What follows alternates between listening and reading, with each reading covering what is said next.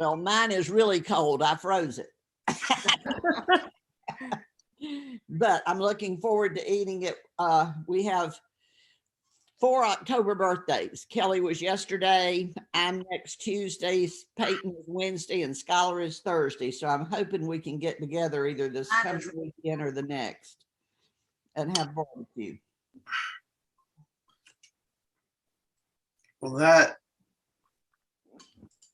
All right. Proverbs 3. Well, Stephen, I hope you and Stacy have had company to help you eat it. No. I mean, we've just it's been lunch meat. I mean, it's been lunches and Rachel was home Sunday briefly for lunch and for Supper? to go shopping. Yeah.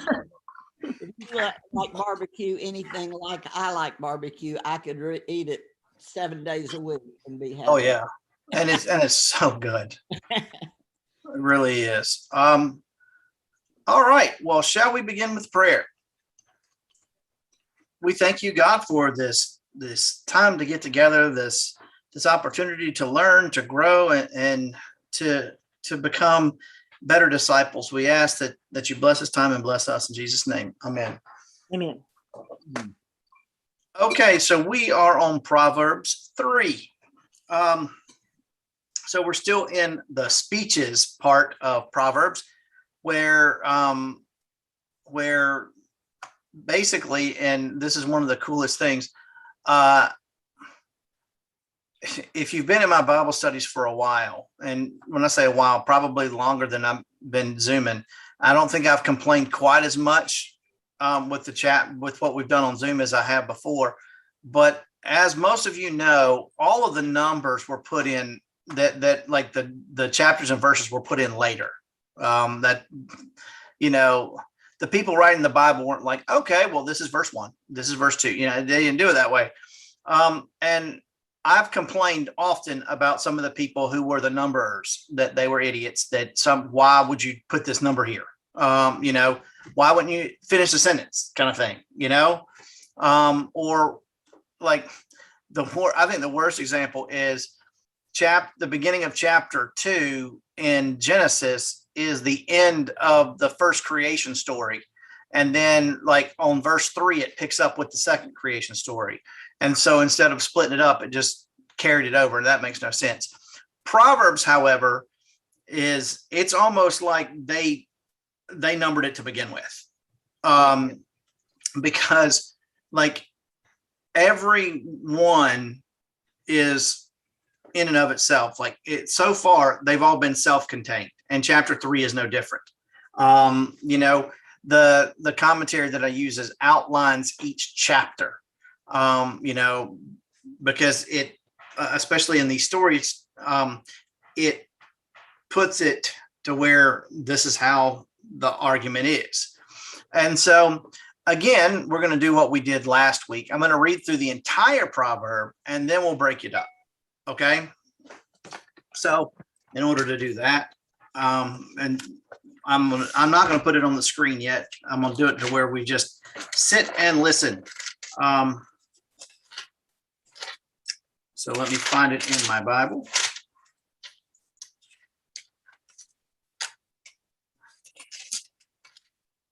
My child, do not forget my teaching, but let your heart keep my commandments. For length of days and years of life and abundant welfare they will give to you. Do not let loyalty and faithfulness forsake you. Bind them around your neck, write them on the tablet of your heart. So you will find favor and good repute in the sight of God and of people. Trust in the Lord with all your heart and do not rely on your own insight.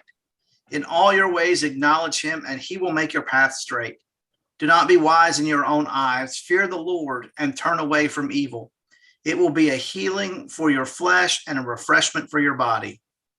Honor the Lord with your substance and with the first fruits of all your produce. Then your barns will be filled with plenty, and your vats will be bursting with wine. My child, do not despise the Lord's discipline or be weary of his reproof. For the Lord reproves the one he loves, as a father the son in whom he delights. Happy are those who find wisdom and those who get understanding. For her income is better than silver and her revenue better than gold. She is more precious than jewels, and nothing you desire can compare with her. Long life is in her right hand, and her left are riches and honor. Her ways are ways of pleasantness, and all her paths are peace. She is a tree of life to those who lay hold of her. Those who hold her fast are called happy. The Lord by wisdom founded the earth, and by understanding he established the heavens. By his knowledge the deeps broke open, and the clouds dropped down the dew. My child, do not let these escape from your sight. Keep sound wisdom and prudence, and they will be life for your soul and adornment for your neck. Then you will walk on your way securely, and your foot will not stumble. If you sit down, you will not be afraid. When you lie down, your sleep will be sweet. Do not be afraid of sudden panic or of the storm that strikes the wicked, for the Lord will be your confidence and will keep your foot from being caught. Do not withhold good from those whom it is due, when it is in your power to do it. Do not say to your neighbor, go and come again, tomorrow I will give it, when you have it with you. Do not plan harm against your neighbor who lives trustingly beside you. Do not quarrel with anyone without cause, when no harm has been done to you. Do not envy the violent, or do not choose any of their ways. For the perverse are an abomination to the Lord, but the upright are in his confidence. The Lord's curse is on the house of the wicked, but he blesses the abode of the righteous. Toward the scorners he is scornful, but to the humble he shows favor. The wise will inherit honor, but stubborn fools disgrace.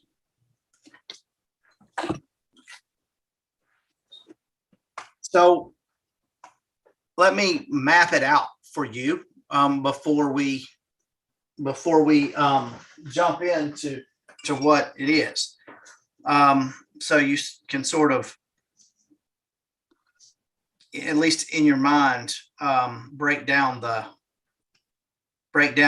what it is. It begins with admonitions to piety, sort of lessons on being pious and following God. And then there's a practical argument for wisdom, and then a theological argument for wisdom, and then more admonitions to piety, and then admonitions to generosity, and then there's the summary in the last two verses. And so it goes through with a little break in the middle, kind of to let people, to let these young men breathe a little bit after, you need to do this, because if you do, you'll do this kind of thing. And so then it goes on and says why, and then comes back around and tells them more of stuff they need to do. Okay? So that's what we have in Proverbs to begin with. Now, let's break it down. We're going to start with verses 3, chapter 3, verses 1 to 12.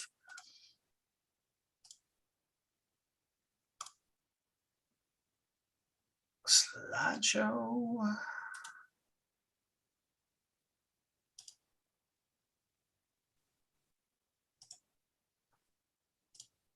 All right.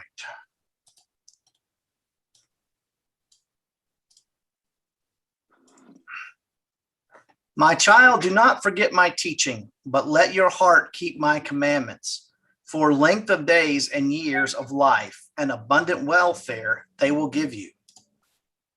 Do not let loyalty and faithfulness forsake you. Bind them around your neck. Write them on the tablet of your heart. So you will find favor and good repute in the sight of God and of all people. Trust in the Lord with all your heart and do not rely on your own insight. In all your ways acknowledge him, and he will make straight your paths. Do not be wise in your own eyes. Fear the Lord and turn away from evil. It will be a healing for your flesh and a refreshment for your body. Honor the Lord with your substance and with the first fruits of all your produce. Then your barns will be filled with plenty, and your vats will be bursting with wine. My child, do not despise the Lord's discipline, or be wary of his reproof. For the Lord reproves the one he loves, as a father the son in whom he delights. Okay, read back through that.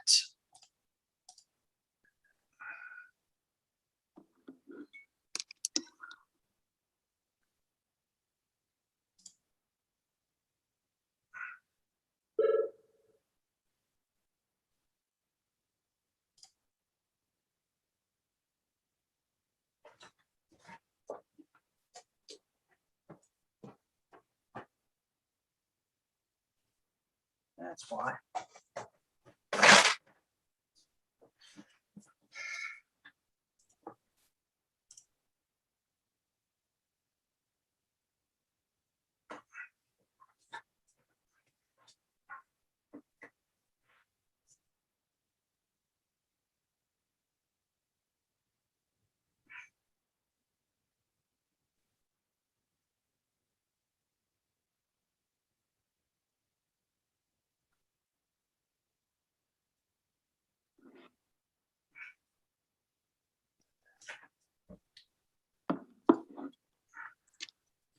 Okay, hang on just a second.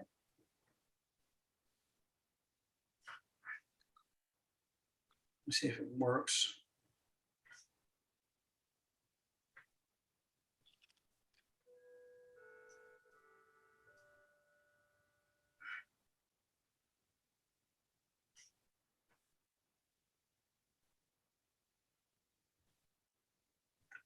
Oh, no, I can't do it. All right. So, what jumps out at you in all that?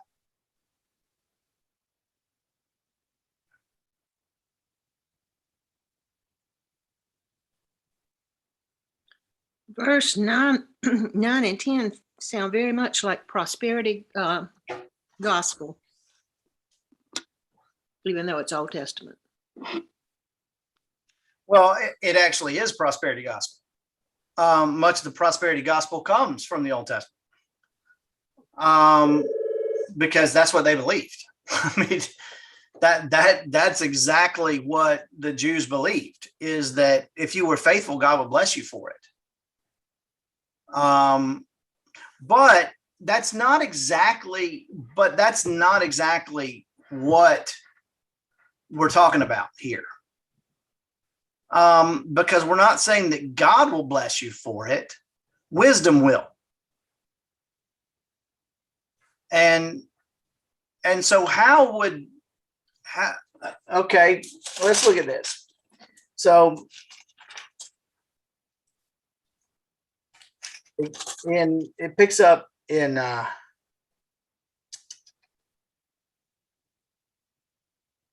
there. So it says that you're well, and it'll really pick up in the next verses. And so hold on to that statement, Mama, and when we get to the next ones, when we go into basically the reasoning for what this is, the sort of the why you should be wise, it really picks up there. But there is something that verse 10 reminds me of. Does it ring a bell to any of y'all? Mm-hmm. What? Parable? That's right. It's the parable of the rich man, which is kind of interesting. This is the Christian take on this, because the parable of the rich man, he had been clear, apparently, at least on the surface, it appeared he had been wise. And so what he did was his barns were full. So he tore down his barns, he built bigger ones. And then he was like, oh, now I've got everything I need. I can eat, drink, and be merry. And then realize,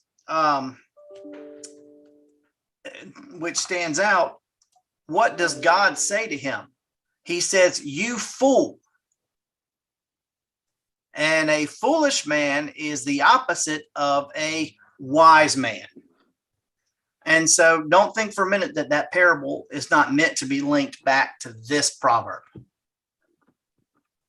Because just because you have all your barns filled doesn't make you wise. Because there's that next part of this.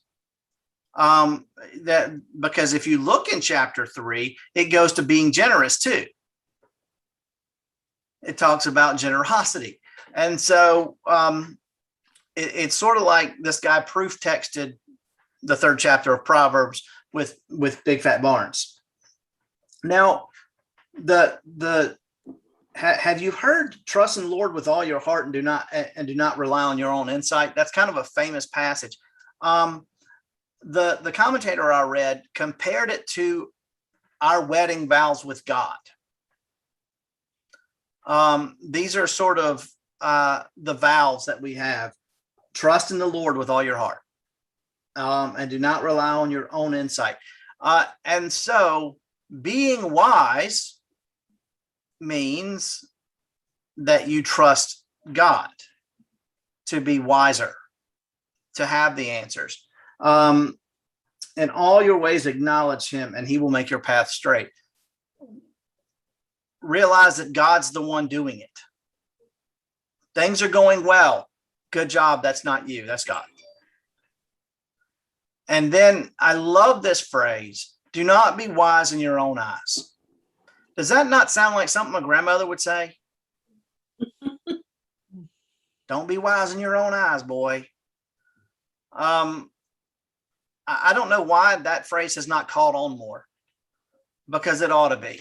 Don't think you're smarter than you are.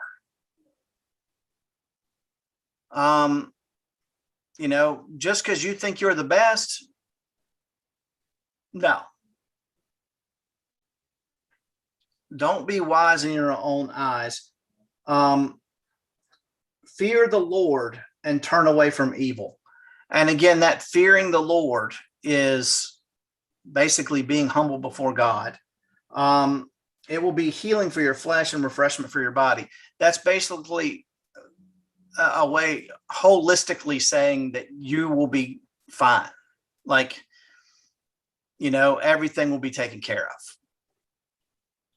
of. And so honor the Lord with your substance and with the first fruits of your produce. In Proverbs is often linked to Deuteronomy, where, because for one, that's where the 10 Commandments are. Well, that's one of the 2 places that the 10 Commandments are. But it also has, it talks about giving your first fruits. Now, Hugh, what is he talking about when he says first fruits? First thing, harvest, firstborn, the best. Yes. In today's terms, what's he talking about? Tithing. Tithing. A part of your money that you get, set it aside for that. Yes. The top of your budget should be your offering to God. That's your first fruits. It's what you have first. So much of the time we like to give our leftovers. Well, we'll give to the church if I have some left over. Sadly, we don't often have stuff left over because we don't set it aside. And so off the bat, he is reminding, again, we're still early in the book of Proverbs, but one of the things that he is teaching his students is to give his first fruits to God. And it said, Jesus said something very similar in our gospel this week, because Peter said, look, I've given up everything and come and followed you. And Jesus said, anybody who does this, they'll be repaid, husbands and wives and children and brothers and sisters and land. And speaking of prosperity gospel, it came out of Jesus's mouth. Of course, he also threw in there with persecutions, which was a little off-putting. But you know, that's what it amounts to. And so he says, you know, that if you're wise, your barns will be bursting. Well, no, they'll be filled with plenty, and your vats will be bursting. And then, my child, do not despise the Lord's discipline or be weary of his reproof, for the Lord reproves the one he loves. And like a father does his son. What is God's punishment? Because we don't often talk about that.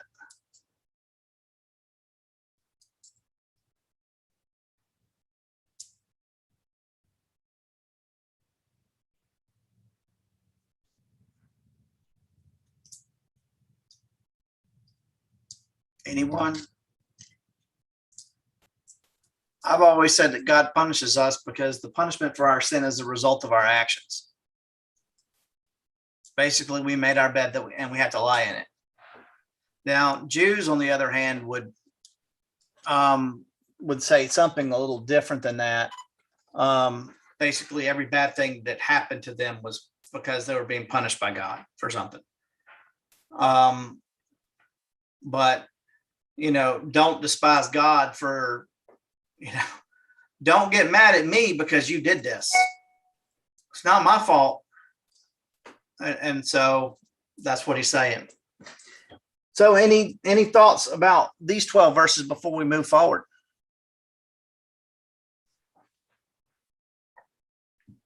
All right, then let's move forward. We're looking at 13 to 18. Happy are those who find wisdom and those who get understanding, for her income is better than silver and her revenue better than gold. She is more precious than jewels, and nothing you desire can compare with her. Long life is in her right hand, and in her left hand are riches and honor. Her ways are ways of pleasantness, and her paths are peace. She is a tree of life for those who lay hold of her. Those who hold fast are called happy. Okay, read through that again, and then we'll talk about it.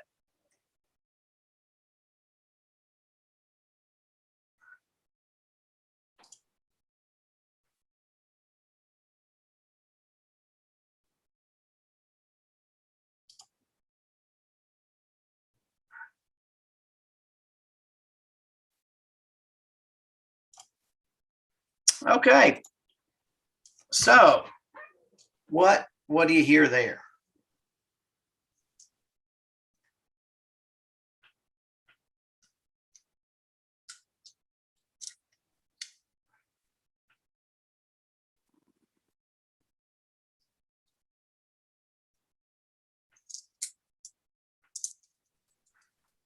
Anything?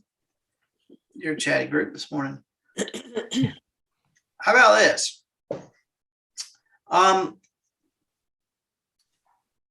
What if you had a genie, would you, and you could only have one wish, and it was either all the money in the world or wisdom, what would you choose? Wisdom. Wisdom. Why? Because With it's wisdom, you can get most anything else. You're wise enough to know what you're doing. You'll get all the money in the world. you'll get all you need. Well, yeah. Well, and then probably, and then some, according to this. And peace. Long Life and peace. Yeah. I mean, with wisdom, you know, comes prosperity. And if you think about it, that's probably true. Because if you're wise, you'll make choices that are wise. And that, whether that be for your career, but it will also be for what you do with your money, for the decisions that you make that might end up blowing your money, for the decisions that you make about what you do about your family and how you raise your children. All of this comes under the if you're wise category good things happen. When you make smart choices, good things happen. And when bad things do happen, and they will, I mean, that don't reprove the punishments of God. When they do happen, you'll be wise enough to be able to dig your way out of them. If something happens to you devastatingly, financially devastating, guess what? You probably got savings put aside because you were wise. And so, it is more precious than silver and gold. And so let's remember once again, because this is the big reminder when it comes to Proverbs, and we talked about this last week. First of all, the my in here, remember my commandments. We are not taught, this is not God speaking. This is not God saying, follow the 10 commandments, my commandments. The commandments here and the my is the teacher, not God. And so we are not talking, and wisdom is not salvation. That the thing that we ultimately seek is, I think the best way for us to understand wisdom is probably discipleship. You could liken wisdom to discipleship. But it's also exactly how we understand it. Wisdom is wisdom. And so I can't stress enough, the purpose of this book is a textbook to young men trying to raise them up in the faith. And when I say in the faith, to teach them to be faithful. And the way to teach somebody to be faithful is to tell them to be wise and teach them wisdom. And they don't just say you need to be wise. The beginning of this book is sort of trying to convince them why they need to listen to what we're saying. Because that's what he did in chapter 1, 2, and now in 3. Still trying to show the benefits of wisdom. And happy are those. It's a beatitude. Happy are those who find wisdom and who get understanding. For her income is better than silver and revenue better than gold. That would be true. That's not to say that they have the highest paying job necessarily. A lot of times they do. Usually the smartest people I know have been farmers. Those are very wise people because they have to be. They have to be able to know. They have to know agriculture. They have to know weather. They have to know construction. There's not much that they don't have to know, but they are very wise people. They're not always the most educated people. Of course, nowadays they are, but you don't have to be educated to be wise. There's a difference. And so, but wisdom a lot of times is played out in choices, not in facts. I think farmers are the most faithful people as well. A lot of times. You got to have faith when they plant that seed that it's going to grow and God's going to help nourish it. Yep.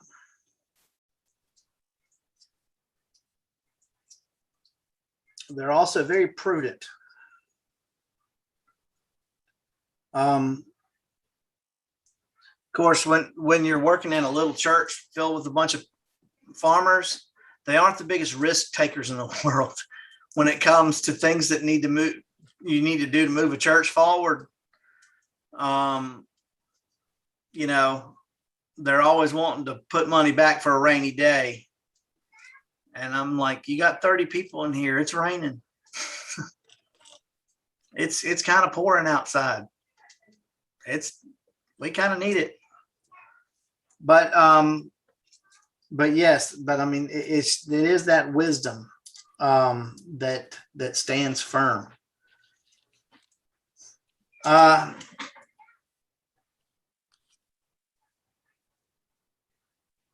So I do find it interesting that they use the word happy instead of joyful. I've always understood happiness and joy to be a little different. Happiness is an emotion. Joy is a state of being, in my opinion.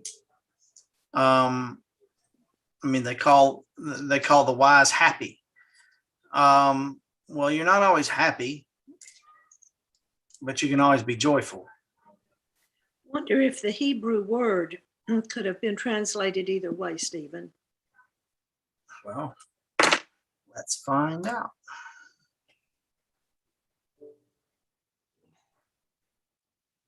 There are quick ways to do that nowadays.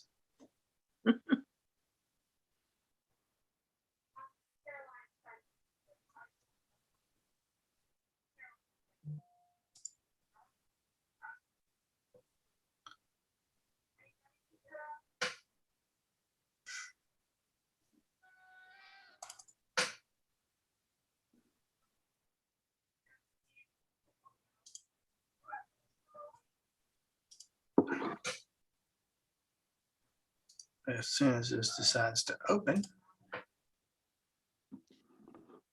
While it's opening, the NIV uses the word blessed or blessed instead of either happy or joyful. And to me, blessed has a different meaning to both of those. For me, at least, it does. Well, it's a beatitude, and I think that oftentimes it is used the same way. Because we do hear, happy are those who fear the Lord, right?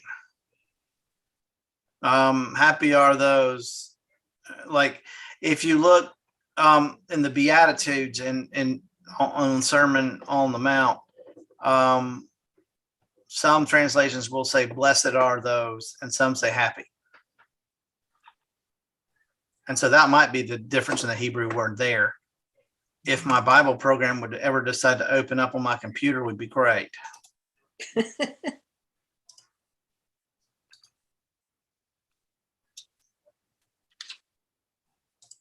Okay, there we go. It's starting now. Now it's complaining about the fact that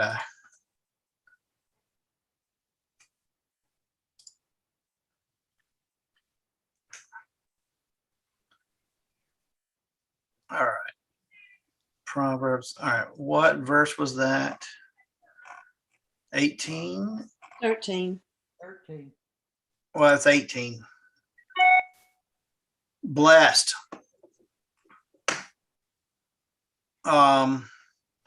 It's usually translated blessed.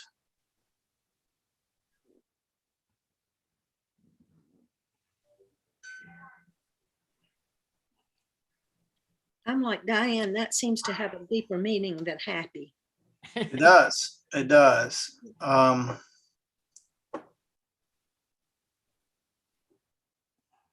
Fortunate or blessed are the other ways it's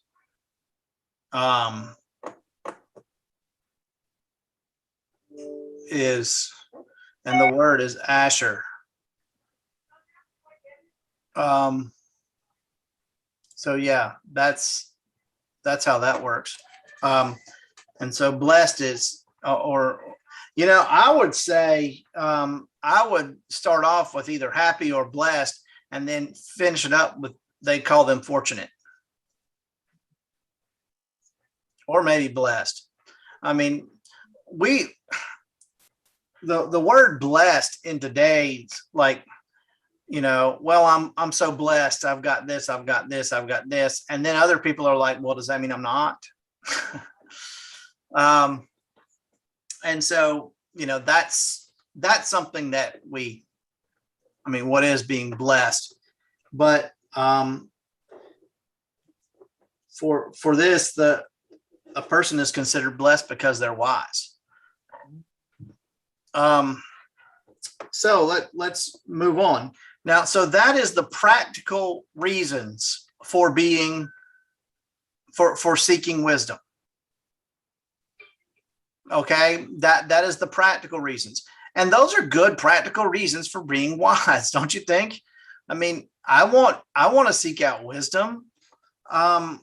It sounds like wisdom is definitely the way to go. I mean, you've kind of sold me. Where were these people when I was in school? Of course, they're probably teaching us to read and write and do math and stuff like that they probably didn't do as much of back then. So let's move on. The next two, we move into the theological realm, and that's verses 19 and 20. The Lord by wisdom founded the earth. By understanding, he established the heavens. By his knowledge, the deeps broke open and the clouds dropped down the dew. Okay, so read those couple of verses again. And we'll talk about the theological reasoning for wisdom.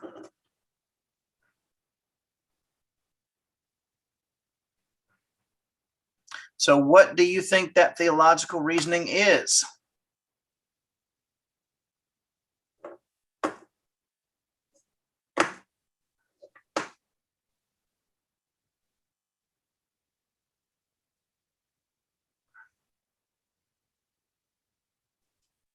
How about this? If God used wisdom,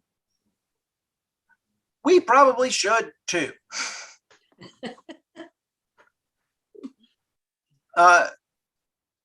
Wisdom is a tool, the tool that God used. I mean, God is wise. And so in wisdom, using this wisdom, God created everything. And if it's good enough for Jesus, it's good enough for me. Just like the King James Version of the Bible. Right? But that's kind of what the teacher's saying here. If it's good enough for God, it ought to be good enough for you too. Wisdom is important. Be wise. Look, seek out wisdom. This is what you get out of it. And God uses wisdom too. God is wise. So now the teacher has established reasoning for this wisdom again and again. Repetition is the key to understanding and to knowledge a lot of times, right? I mean, how many teachers do we need in a room to tell us this? Hugh, you and I are the only ones that never worked in education. And that are sitting in this room, in this Zoom room right now. It's just you and me.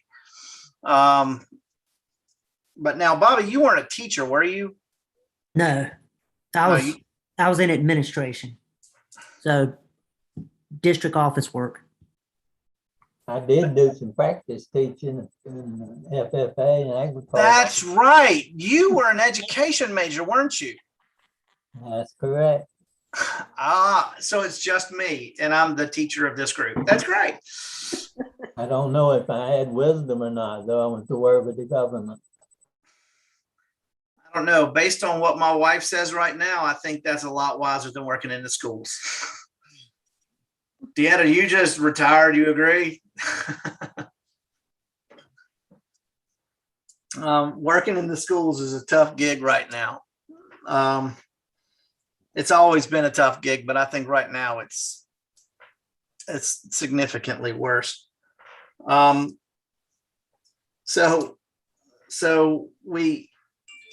then we move on to the next verses, starting in verse 21.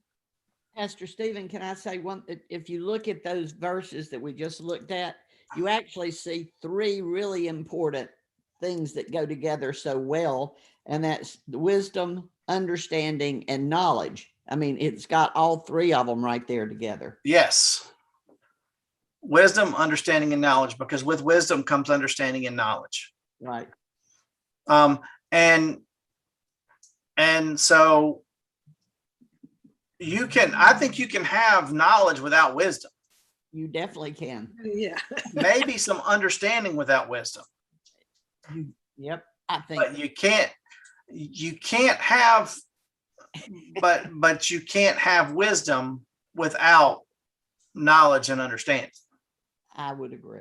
I think that's the case. Because I've met a lot of smart people that are really stupid. Not very wise. And sometimes I could be one of those people.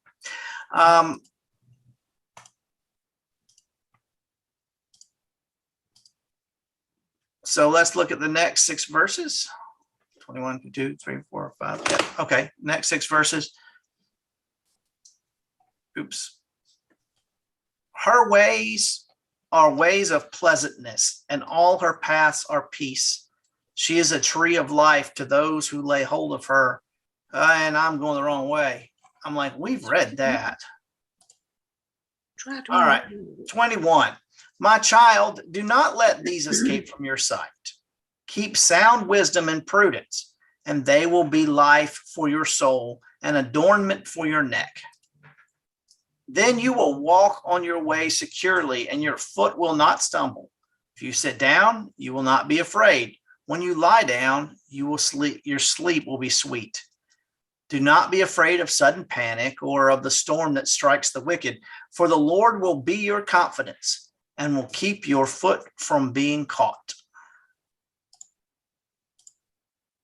Read through those again.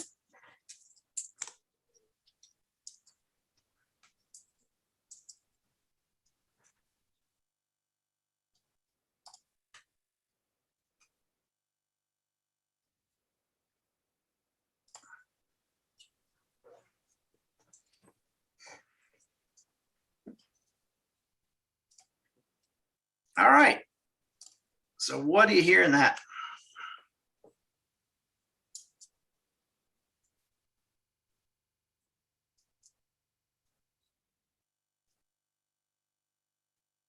It's comforting Why? because you know you're not alone. Yep. What else?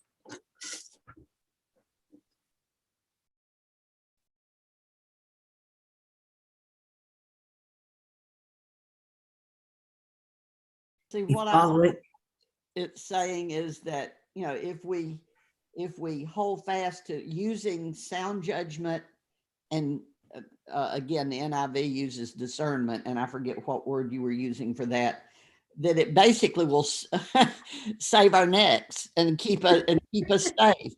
Okay, if we're continuing to use, which is wise, is using good judgment, and that it's going to help keep us safe.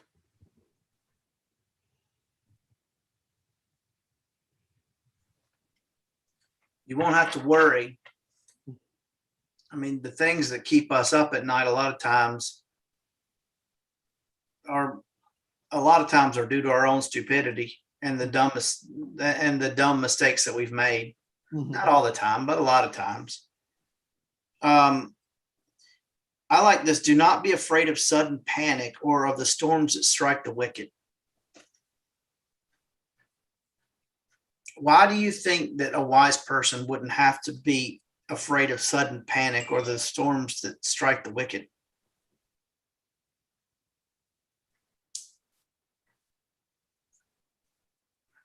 They made wise choices, so they don't have the repercussions, and they have God's protection.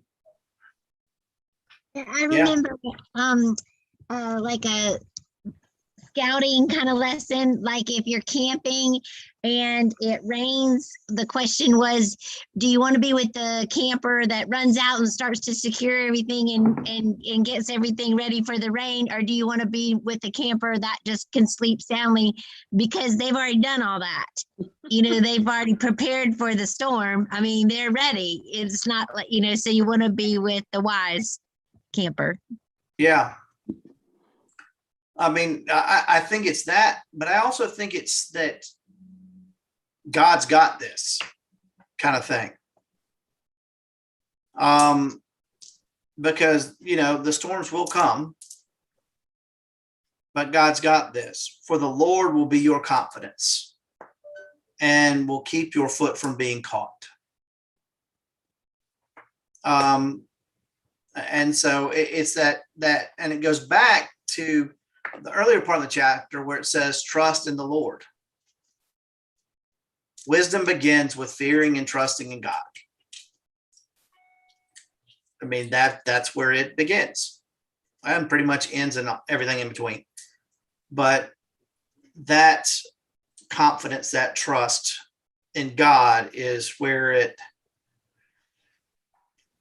that's what, we hold fast to. Oh, we better move on unless somebody else has something for that.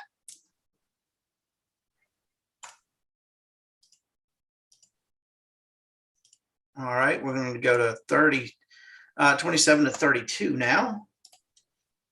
Do not withhold good from those to whom it is due. That A shouldn't be there. When it is in your power to do it, do not say to your neighbor, go and come again, tomorrow I will give it, when you have it with you. Do not plan harm against your neighbor who lives trustingly beside you. Do not quarrel with anyone without cause when no harm has been done to you. Do not envy the violent and do not choose any of their ways. For the perverse are an abomination to the Lord, but the upright are in his confidence. All right, let's just go ahead and talk about that because we're running out of time. So what do you get out of that one?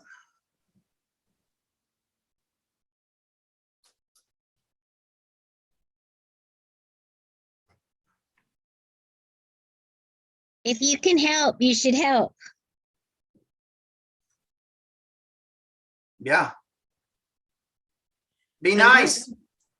And don't cause trouble just for the sake of causing trouble. Yep.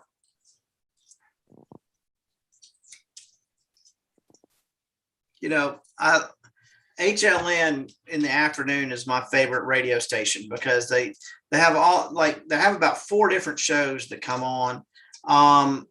Forensic Files, How It Really Happened, Very Scary People. And then there's one show that I forget the name of it, but basically it's about video, it's all called on video kind of thing. And so everything that happens, you see their interrogations and all this stuff.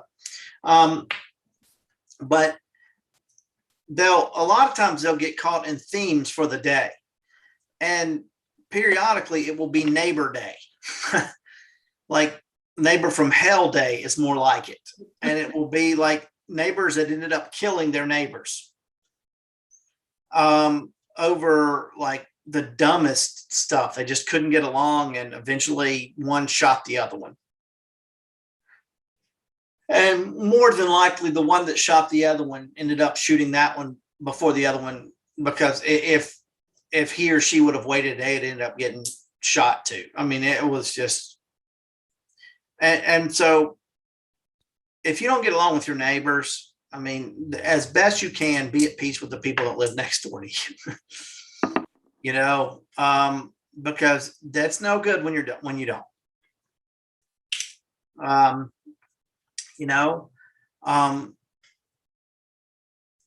It's just that there's no point.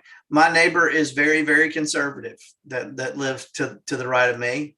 And right before the election last year, he would get all hyped up and afterwards too. And you could hear him in his backyard on the phone until 11 o'clock at night, just screaming into the phone and about, do you think I actually went over there and took that on? No. He eventually calmed down, although he still flies his flag. I still talk to him about it sometimes. It's funny. I tell him, I'm honest with him, but we have a good relationship about it. I haven't gone over there and taken his flag down. The funny thing is he now has to have it like he had to put a string and tie it to the end because every time it was just flying, it would immediately either get stuck in his bushes or wrapped up around the pole, or it never would fly correctly. And I just thought that was just hilarious. You know, I'll be like, I don't need to tell Stacey, I don't need to take it down. God's doing that every day. But you know, but you don't need to get in fights with your neighbors. It's silly, you know, as best as you can get along with them. Now, I mean, sometimes that's easier said than done because sometimes your neighbors weren't, but don't be the cause of it. Don't quarrel with anyone without cause. Which we should probably, if you're married, that should probably be hanging in your home. Do not quarrel with anyone without cause. Because if we're going to quarrel without cause, more times than not, it's with our spouse because we woke up on the wrong side of the bed and we're just, or something's going on and one little thing will just set us off. And it's, I mean, think of the arguments. And I tell couples this during premarital counseling all the time. 99.9% of your arguments are going to be over the dumbest things imaginable. And if you look back over them, like a week from then, you'll be like, that was really dumb. I mean, in the grand scheme of things, what was the point of that? Well, you were in a bad mood. You were quarreling over nothing. That is wisdom, to not do that. And no wonder you're happy when you're wise, because you don't do things like that.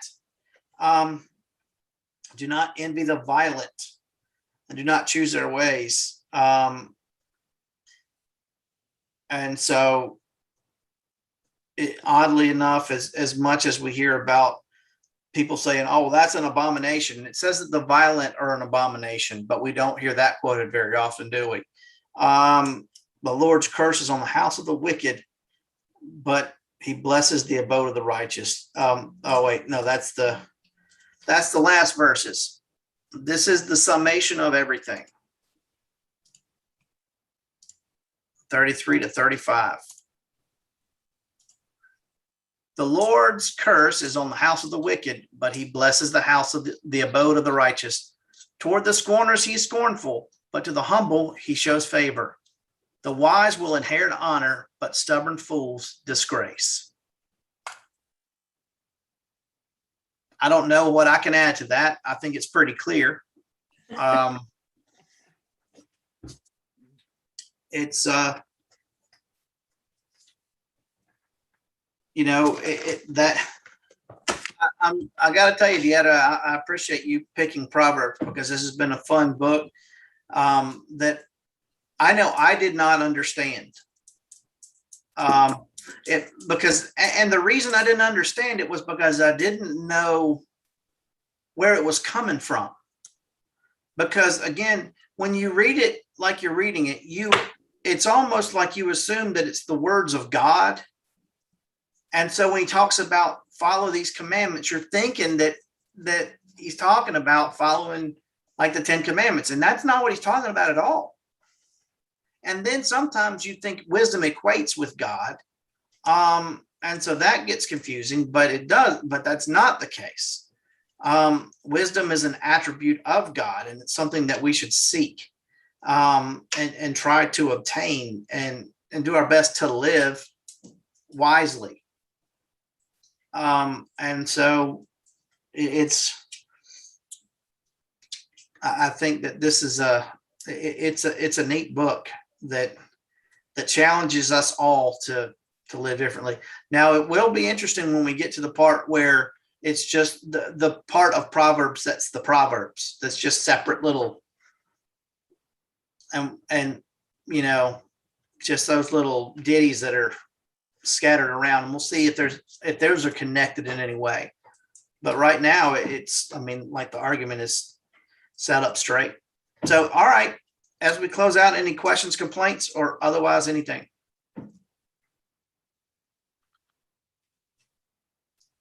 All right, we will not be meeting next Tuesday because I am on vacation.